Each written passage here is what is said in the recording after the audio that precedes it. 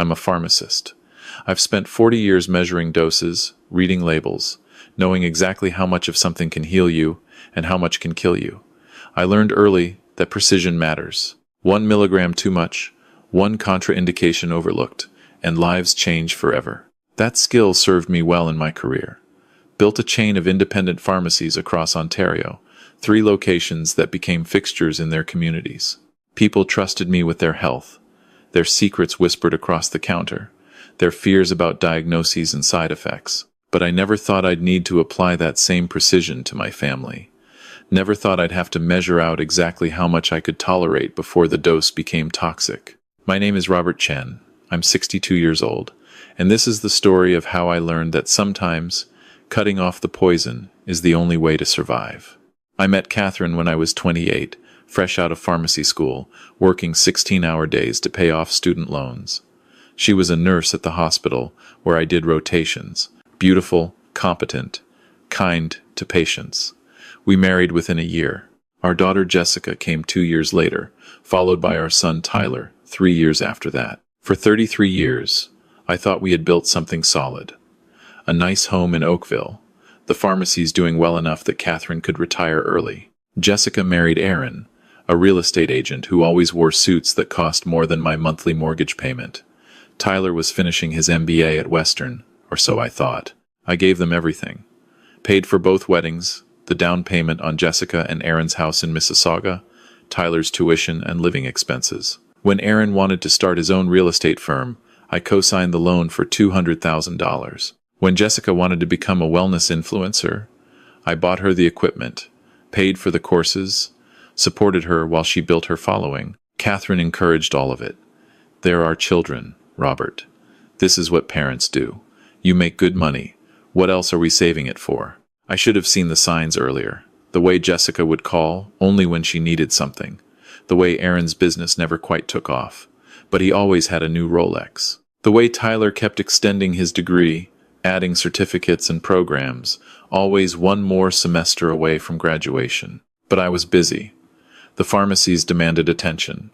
Regulatory changes, staffing issues, the constant pressure from big chains trying to squeeze out independence. I worked 6 days a week, often staying late to do inventory or counsel patients who needed extra time. And then came the cruise. Jessica announced it in our family group chat. Aaron and I are renewing our vows. 5-year anniversary. We're doing a Caribbean cruise, 2 weeks, and we want everyone there. It's going to be amazing. Catherine was immediately enthusiastic. Oh, honey, that's wonderful. When? March 15th. I know it's only 2 months away, but we found this incredible deal. The whole family, all expenses paid. I texted back. That's generous of you both. Let me check the pharmacy schedule. Jessica's response came fast. Dad, we're not paying. Obviously you are. It's like $20,000 for everyone, but you can afford it. I stared at my phone. $20,000 for a cruise I hadn't agreed to, on dates I hadn't cleared, presented as if my payment was assumed. I called Jessica. Sweetheart, that's a lot of money on short notice, and I can't leave the pharmacies for 2 weeks in March. That's flu season. We're swamped. Dad. Her voice had that edge I'd heard more often lately. Aaron and I are renewing our vows. This is important to us. You're always using work as an excuse. Just hire more staff. It's not that simple. You know what? Forget it. I'll tell Mom you don't think our marriage is worth celebrating. She hung up. Catherine brought it up that night. Robert, you have to go. Jessica is so hurt. She's hurt that I won't immediately spend $20,000 on a cruise I didn't plan for? Don't be dramatic. You spend more than that on pharmacy equipment all the time. This is family. Over the next week, the pressure increased. Tyler called, disappointed I was ditching his sister. Aaron sent a long text about how families should support each other's milestones. Jessica posted on Instagram about how some people value money over relationships. I caved. I always did. Booked the cruise, paid the deposit, cleared my schedule. That was January. In February, Tyler called with an emergency. His roommate had bailed. He needed $6,000 for rent, or he'd be evicted. I sent the money. 2 weeks later, he needed another $3,000 for a required course. I sent that too. Jessica wanted a new camera for her influencer work. $4,000. Dad, this is an investment. I'm so close to getting sponsored. Aaron's real estate firm needed an influx of cash. Just 15,000, Robert, temporary. There's a big commission coming through next month. Catherine needed a new car. The Lexus is 5 years old, Robert. I deserve something nice. I felt like I was hemorrhaging money, but Catherine kept saying it was fine. You're doing well. The pharmacies are profitable. Stop being so cheap. Then came March 8th, 1 week before the cruise. I was at the main pharmacy, the Oakville location, doing a medication review for an elderly patient with multiple prescriptions. My chest felt tight, a pressure I'd been ignoring for days. Probably stress. I'd felt this before during busy seasons. But then my left arm went numb. The room tilted. I grabbed the counter, tried to call for my assistant, but the words wouldn't come out right. The last thing I remember was my assistant Maria's face, terrified, shouting for someone to call 911. I woke up in the ICU at Oakville Trafalgar Memorial. A doctor I didn't recognize was checking monitors. Mr. Chen, you've had a serious stroke. Ischemic, left hemisphere. We administered TPA, but you'll need to stay here for monitoring. Do you understand? I tried to nod. My right side wasn't responding properly. We've contacted your wife. She's on her way. Relief flooded through me. Catherine would come. She'd be here. The doctor left. I drifted in and out of consciousness. When I woke again, it was dark outside. A nurse was adjusting my IV. Where's my wife? My words were slurred but understandable. The nurse's expression shifted. Uncomfortable. Mr. Chen, she called. She said she'd come tomorrow. She was busy with something tonight. Tomorrow. I'd had a stroke. I was in the ICU, and she'd come tomorrow. My children? Your daughter said she'd try to visit this week. Your son? I don't think he called back. This week. Try to visit. I closed my eyes. The next day, Catherine did come, but only for an hour. She looked annoyed. Robert, why didn't you tell me you weren't feeling well? I stared at her. I'd mentioned the chest pain 3 times in the last month. She'd told me to take Tylenol. The cruise, she said. We're supposed to leave in 5 days. What are we going to do? I'm in the hospital, Catherine. I know, but you're stable now, right? The doctor said you're out of immediate danger. So we could still go. Maria can manage the pharmacy. You're always saying she's competent. I couldn't believe what I was hearing. I've had a stroke, and you're recovering. The cruise is non-refundable. Robert, $20,000. Jessica will be devastated if we cancel. This is her special day. I could have died, but you didn't. You're fine. You're talking and everything. She checked her phone. I have to go. Jessica and I are finalizing the cruise wardrobe. I'll come back tomorrow. She didn't come back tomorrow. Or the next day. On March 13th, 2 days before the cruise departure, I was moved to a regular room. My speech had improved, though my right hand still wasn't working properly. I'd need months of physical therapy. I called Catherine. She answered on the 4th ring. Music and voices loud in the background. Robert, hold on. It's so loud here. The noise muffled. Okay. What is it? I wanted to hear your voice. See how you are. We're at Jessica's, doing final packing for the cruise. It's chaos here. Everyone's so excited. The cruise is still happening? Of course it's still happening. We paid for it. Robert, you're being selfish. This isn't about you. This is Jessica's renewal of vows. I'm in the hospital. You're getting excellent care. You don't need me sitting there staring at you.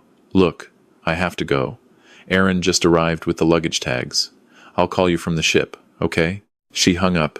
I sat there, phone in my left hand, my right hand useless in my lap, and something fundamental shifted inside me. That night, Tyler video called. I could see he was already on the ship, Caribbean sunset behind him. Hey, Dad. Sorry about the stroke thing. But hey, you're tough. You'll be fine. Just wanted to say thanks for the cruise. This ship is incredible. Tyler, I'm still in the hospital. Yeah, Mom said. But you're stable, so that's good. Oh, hey, can you send me some spending money? The excursions aren't included, and there's this amazing diving thing in Cozumel. You want me to send you money while I'm in the hospital recovering from a stroke? I mean, if it's a problem, forget it. I just thought since you're just lying there anyway, you could do a quick transfer. It's only $800. I hung up. For 3 days, I was alone in that hospital room. Maria visited, bringing flowers and a card signed by the pharmacy staff. My accountant visited, bringing papers I needed to sign. A few regular customers came by, people I'd counseled for years, bringing well wishes. My family posted photos from the cruise.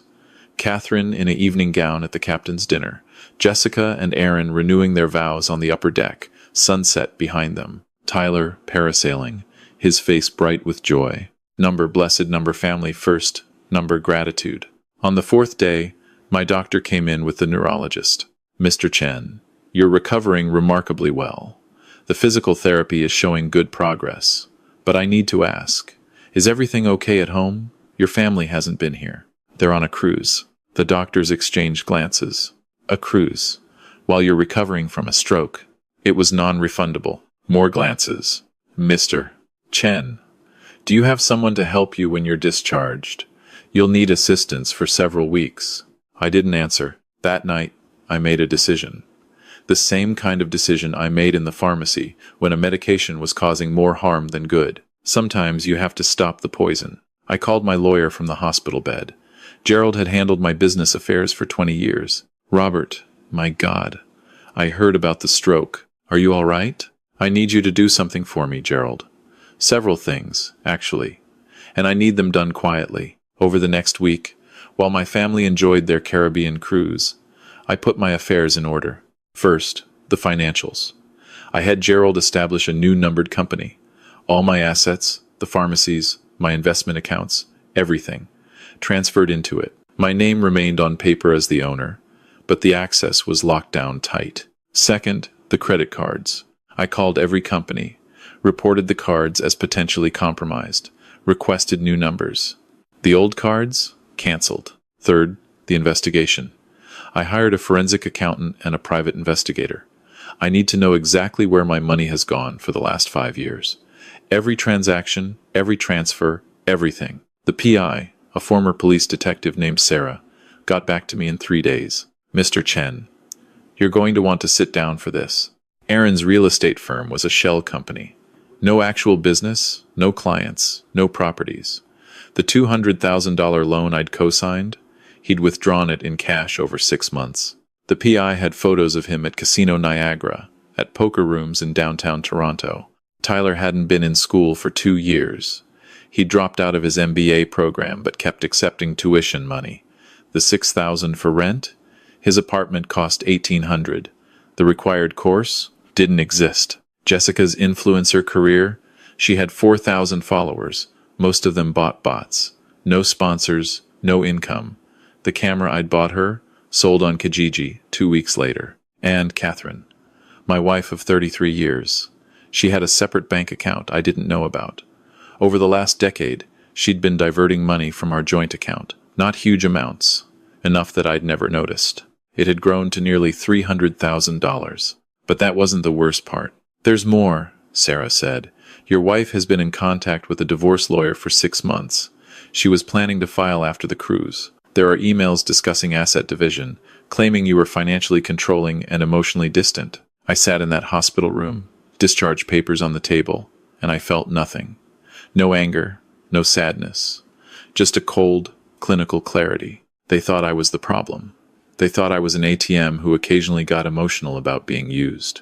I was a pharmacist. I knew exactly how to compound a cure. The family came home from the cruise on March 22nd. I'd been discharged 3 days earlier, gone to a recovery hotel instead of home. Private room, nursing staff on call, excellent physical therapy program. Catherine called when they landed. Robert, we're back. Are you still in the hospital? No, I'm discharged. Oh, good. We'll come pick you up. Where are you? I'm fine where I am. Catherine, we need to talk. Of course, we'll talk when we get you home. I have so much to tell you about the cruise. Jessica's vow renewal was beautiful. You would have loved it. I want a divorce. Silence. What? I want a divorce. I've had my lawyer draw up the papers. You'll be served tomorrow. Robert, you're not thinking clearly. The stroke affected your brain. My brain is fine. The neurologist confirmed it. I'm thinking more clearly than I have in years. You can't be serious. Because we went on a cruise? You said we could go. I said you could go. You chose a vacation over your husband's stroke. That told me everything I needed to know. You're being ridiculous. I'm coming to get you right now. Which hospital? I'm not at a hospital. And you're not coming to get me. Check your credit cards, Catherine. I hung up. Within an hour, my phone exploded. Texts, calls, voicemails. From Catherine. The cards aren't working. There must be a mistake. Call the bank. From Jessica. Dad. My card was declined at the grocery store. This is so embarrassing. Fix it, please. From Aaron. Robert, there seems to be an issue with the line of credit. Can you call me? From Tyler. Hey, Dad. My rent check bounced. What's going on? I didn't answer any of them. Instead, I had Gerald send a group email. Dear family, effective immediately, all financial support has ended. Credit cards have been canceled. Access to joint accounts has been revoked. The line of credit has been closed. This is not a punishment. This is a boundary. I had a stroke on March 8th. I spent 9 days in the hospital. During that time, Catherine visited once for an hour. Jessica and Tyler did not visit at all. You all chose to go on a cruise instead. That choice showed me clearly where I rank in your priorities. Below a vacation, below a party, below Instagram photos. I have supported this family financially for over 3 decades. I have given you everything you asked for, and many things you didn't. In return, I expected basic human decency. I expected that if I was seriously ill, my family would be there. You failed that very low bar. So now, you are all adults. You will support yourselves as adults do. Catherine, divorce papers will be served tomorrow. I am claiming financial misconduct based on the secret account you've been building. My lawyer has documentation. Jessica and Aaron, the loan I co-signed for your business is due. I expect payment in full within 30 days, or I will pursue legal action for fraud. Tyler, your tuition payments have ended. If you wish to continue your education, I suggest you actually enroll in classes this time. Do not contact me. Do not come to my residence. Any communication will go through my lawyer. Robert, I sent it at 8 p.m. on a Tuesday. By 8:30, they were at the hotel. Security called my room. Mr. Chen, there are 4 people in the lobby demanding to see you. They say they're family. They're not family anymore. Please ask them to leave. They're causing a scene, sir. Call the police if necessary. I have a restraining order being filed tomorrow. They are not to contact me. I heard Catherine's voice in the background, shrill, demanding. Jessica crying. Aaron's aggressive tone. Mr. Chen, I'll handle this. Security escorted them out. They waited in the parking lot until midnight, when police finally moved them along for trespassing. The emails started coming. Catherine's was long, accusing me of elder abuse, of being cruel, of having a mental breakdown from the stroke. Jessica's was desperate. She was pregnant. She needed support. How could I do this to my grandchild? That one almost broke me. Almost, but then I remembered. She'd known she was pregnant on the cruise. She'd posted about it on Instagram, holding a champagne glass of juice. Baby on board. Can't wait to tell Grandpa. She'd known she was pregnant and still hadn't come to the hospital. Aaron's email was threatening. I'd ruined his reputation, destroyed his credit. He'd sue me for defamation. Please do. I wrote back through Gerald. Discovery will be very interesting. Tyler didn't email. Tyler showed up at the pharmacy. Maria called me, voice shaking. Mr. Chen, your son is here. He's demanding money. He says you've cut him off and he owes people, bad people. He's scaring the customers. Call the police, Maria. Tell them there's a man harassing staff and customers. Don't say he's my son. Just have him removed. Are you sure? I'm sure. Tyler was arrested for causing a disturbance. He spent 1 night in jail. Catherine bailed him out, using money from her secret account. That made me smile. At least that money was going to her actual child now, not just stockpiling for her post-divorce life. Over the next month, the pieces fell into place. The forensic accountant's report showed I'd given my family over $1.2 million in the last 5 years. Not loans, gifts, support. Money I'd worked 60-hour weeks to earn, spent on people who couldn't be bothered to visit me in the hospital. The divorce proceedings were ugly. Catherine's lawyer tried to paint me as controlling, abusive, mentally unstable from the stroke. My lawyer presented the evidence. Her secret account, her pre-planned divorce, her choice to abandon her husband during a medical emergency. The judge was a woman in her 60s. She looked at Catherine with barely concealed disgust. "Mrs. Chen, you left your husband, who had just suffered a stroke, alone in the hospital to go on a luxury vacation. And now you want to claim you were the victim in this marriage?" Catherine stammered something about non-refundable deposits. "The deposits cost less than your husband's life should have been worth to you. Divorce granted, with prejudice. Mr. Chen's assets remain his own. Mrs. Chen will receive nothing beyond what she brought into the marriage and what she earned herself." Court dismissed. Catherine walked out with $300,000, the amount in her secret account, not the millions she'd been expecting. Jessica and Aaron's lawsuit against me went nowhere. I countersued for fraud regarding the loan. We settled out of court. They declared bankruptcy. Tyler disappeared for a while. I heard through mutual acquaintances that he was living with Catherine, working at a call center, slowly paying off his debts. And me? I sold 2 of the pharmacies, kept the Oakville location, the one I'd started with, but hired a manager to run it. I work 3 days a week now, only the hours I want. I bought a condo in Vancouver, smaller than the Oakville house, but it's mine, and mine alone. I've got a view of the mountains, a decent gym in the building, and neighbors who don't know my history. I started dating again. Nothing serious, just coffee dates, dinners, seeing movies.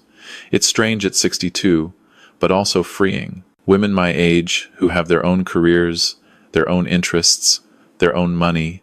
I met Linda at a pharmacy conference. She's a pharmacist too, owns a single location in Victoria. She's divorced, her kids are grown and self-sufficient. We talk about drug interactions and difficult patients and our retirement plans. Last month, she invited me sailing. I'd never been sailing before. "It's relaxing," she said. "Just you and the wind and the water.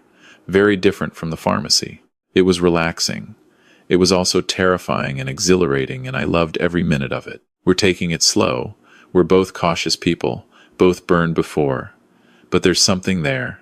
Something genuine. Jessica had her baby in November. A girl. Catherine sent me photos with a note. "Your granddaughter, Emma. She'll never know you." That hurt more than I expected, but I stayed strong. Then, last week, I got an email from Jessica herself. "Dad, I'm sorry. I've had a lot of time to think. Becoming a mother made me realize how much you must have sacrificed for us, how much you gave us, and how terribly we treated you. I'm not asking for money. I'm not asking for anything except maybe, someday, a chance to apologize in person. Emma deserves to know her grandfather. The real you, not the ATM version we treated you as. I'm working now. Retail job. Nothing glamorous. Aaron and I are separated. I'm living with Mom, but I'm saving to get my own place. I understand if you don't want to respond. I just needed to tell you I'm sorry. Love, Jessica." I've read that email 20 times. I don't know if I'm ready to respond yet, but I've started a savings account. A trust fund, actually, for Emma. She'll get it when she turns 18, enough for university or a house down payment or whatever she needs. Not because Jessica asked, because Emma is innocent in all this. And maybe, just maybe, if Jessica is truly changing, Emma will grow up with a mother who values people over money. Or maybe I'm being foolish again. I don't know yet. But here's what I do know. What I learned from all of this. Love is not the same as provision. Being a good parent doesn't mean saying yes to everything. And family is not an obligation to fund other people's irresponsibility. For 40 years, I measured medications. I knew the right doses. But I forgot to apply that same precision to my relationships. I gave too much. I enabled too much. I confused support with love and generosity with parenting. The stroke didn't damage my brain. It cleared it. It showed me that when you remove the money, you see who remains. And in my case, no one remained. That was painful. It was devastating. It felt like dying. But I survived. I'm still here. And for the first time in decades, I'm living for myself. I'm a pharmacist. I know that medicine can heal, but the wrong dose can kill. I finally learned that lesson applies to love too. Give the right amount to the right people at the right time. And when something becomes toxic, no matter how much it hurts, you have to cut it off. That's not cruelty. That's survival. And I intend to survive on my own terms for whatever years I have left. If there's one thing I want others to learn from my story, it's this. Teach your children gratitude, not entitlement. Show them that love is measured in presence, not presence. And never, ever, let anyone treat you like an ATM with a heartbeat, because you deserve better. We all do. And sometimes, the strongest thing you can do is walk away from people who only see your wallet when they look at you. I walked away. It nearly killed me. But staying would have destroyed me completely. I chose life. My life. And I've never looked back.